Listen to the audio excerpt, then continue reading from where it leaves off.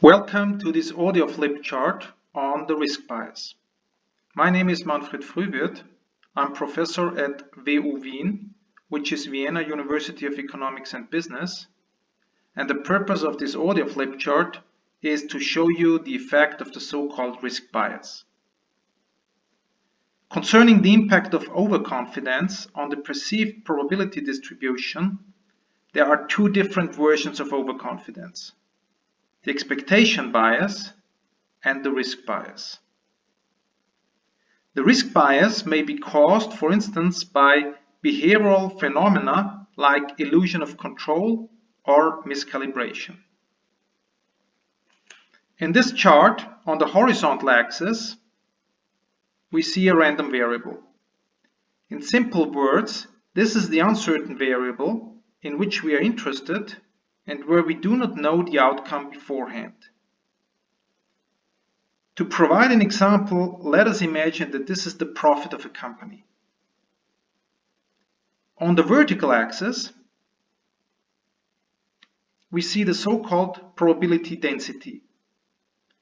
The probability density function is a function that enables us to calculate the probability that the profit is within a certain range.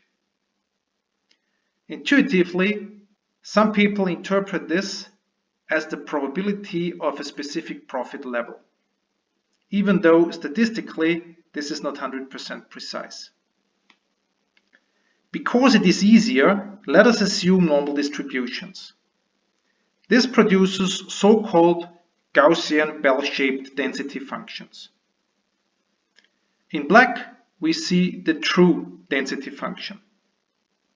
This is the objective density. This is the density that someone would see who is not subject to any bias. We observe the expected profit at the maximum of the density function, and the density, which is intuitively the probability, goes down when we are moving away from the expected profit in either direction. We see this here, and we see this here. And the wider the density function, the higher the risk. In red, we see the density function as it is perceived by someone who is subject to the risk bias. As we can observe, the expected outcome, which in our example is the expected profit, does not change at all. However, the shape of the density function changes significantly. The perceived density around the expected value is higher than in reality. By contrast, the perceived density at the edges is smaller than in reality. We see this here and we see this here.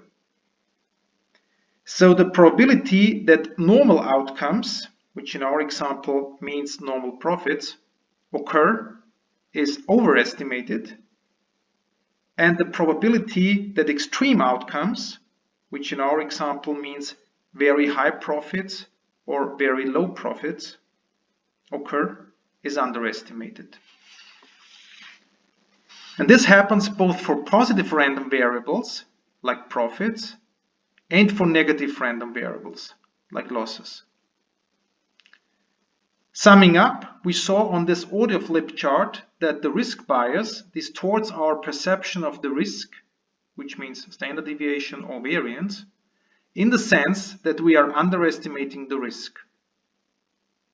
All this happens without changing our perception concerning the expected value. Thank you for watching this audio flip chart.